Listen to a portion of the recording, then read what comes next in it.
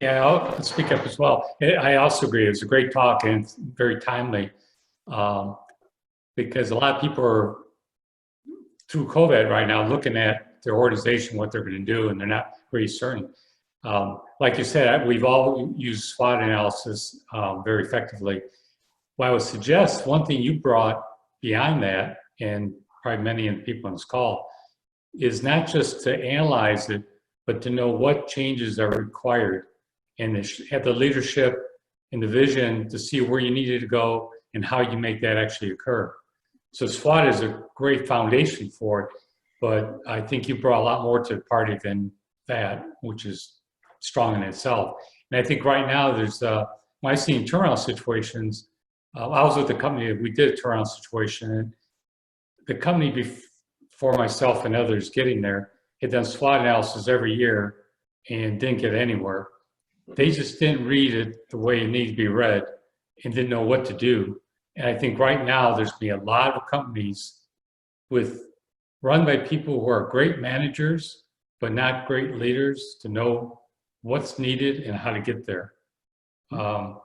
So I guess we're here to find those companies and help them with their halftime presentation or a halftime conversation. And I appreciate that because it is about it.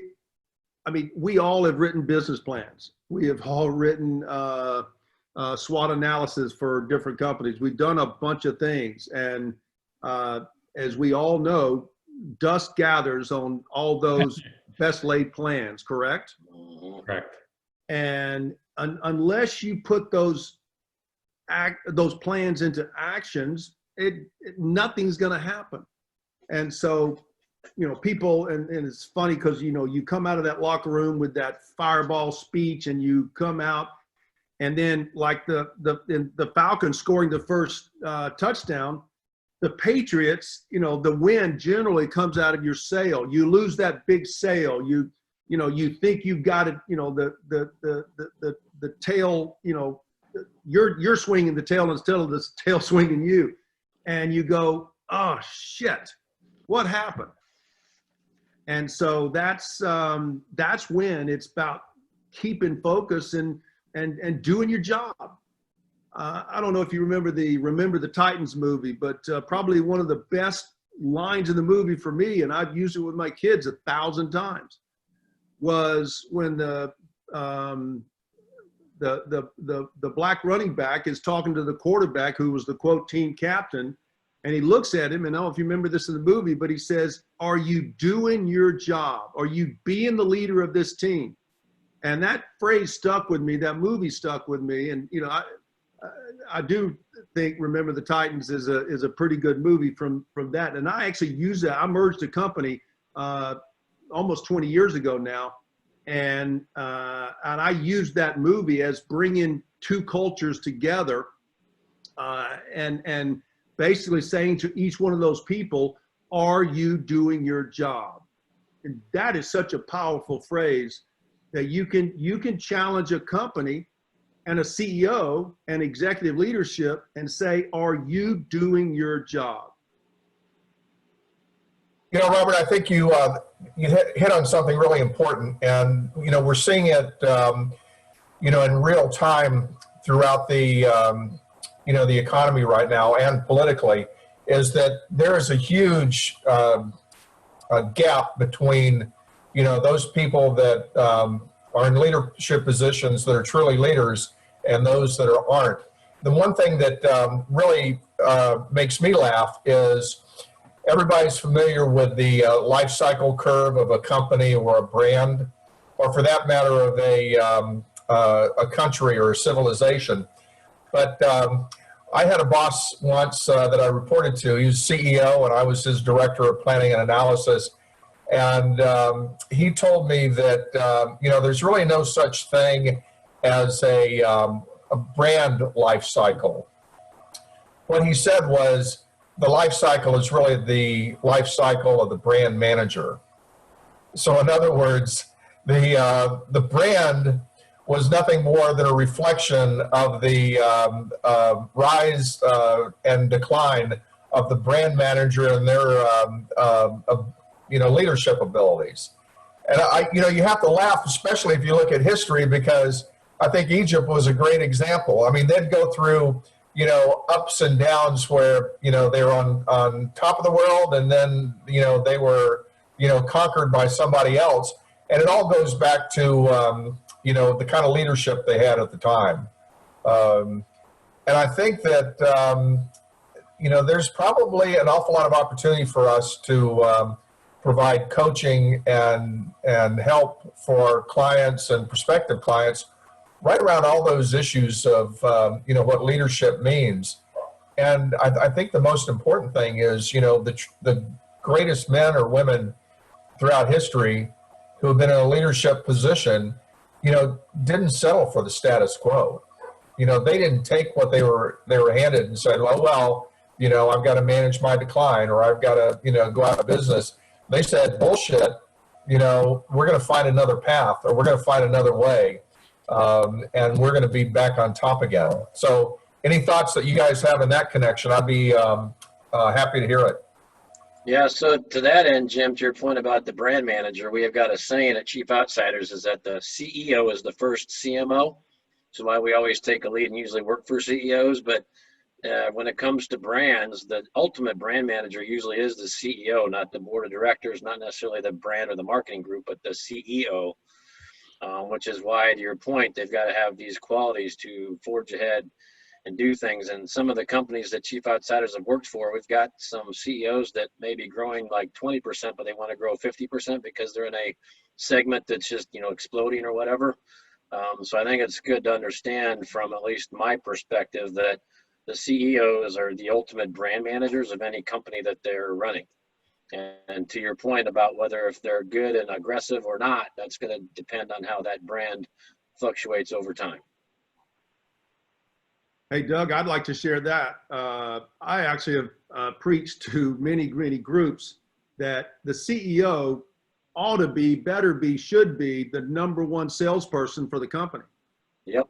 And if he's not, or she's not, guess what? It's probably not going to get where it needs to go. Right. Exactly. And a lot of B2B companies, that's the way it is. That's typically why they'll bring in Chief Outsiders or fractional CMOs or CFO help or whatever, because the CEO can be the top seller, but he can't scale himself. And so that's where they bring in other people to help. So the question that I've got is, for so many of our clients and so many companies out there that are, struggling to get back into business or figure out, how to respond to, to life with and after the pandemic, how do we get through to them when they might be, actually in the fog of war, and they might not have good situational awareness, or they might not have a right perspective? How do we get through to them and help them, take a better perspective and understand better where they are? Boy, that's a tough one, Jim. As an example, when this thing started, one of the first blogs I posted and the research I did was I found a synthesis of research studies that had been done literally since 27 or so about reducing advertising spending in a recession. And in all cases, the brands that either spent the same or spent twice as much as they did in the recession versus those that cut it came out on the other side with higher market share. But boy, it's hard to have a conversation with the CEO today, or especially back in May or April or late March, that you need to maintain your advertising spend when your restaurant dining rooms have been shut down, or your retail business has been shut down completely, or your product you sell is not there. So timing, I think, is important. To answer your question, is kind of having an idea of when might be the right time to plan the rebound, because that's really what it's all about in our case, or in this case, is planning to help businesses get out of the COVID funk. But when to do that is the tricky question. It's going to depend on industry and timing, I think. I think getting in front of them, I kind of alluded to earlier, it's, like I say, they're generally feeling beaten up now, so the timing is right, and then how to And it could, this, to me, the lesson here is, it doesn't matter COVID and, Robert walked through all kinds of problems. So, to me, it's business as usual. And from the perspective of they still need to be doing the same thing, right? They should have been planning for all kinds of disasters. They don't. It's human nature and so on.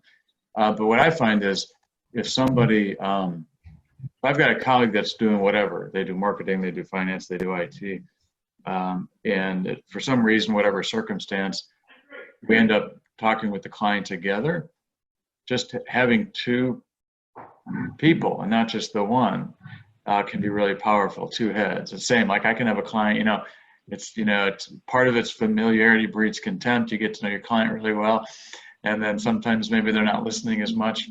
You bring somebody else in, some other professional, say the exact same thing. It's a couple of people talking about it. So no magic, but trying to get, again, it kind of goes back to the advisory team. If there's more than one of us, trying to get the message across to at least start to do something, I find that works quite a bit, actually. Yeah, I think that's a good idea, David. And, one of the things that I've found to be incredibly powerful over the years, and, it gets back to the point I made earlier about the value of,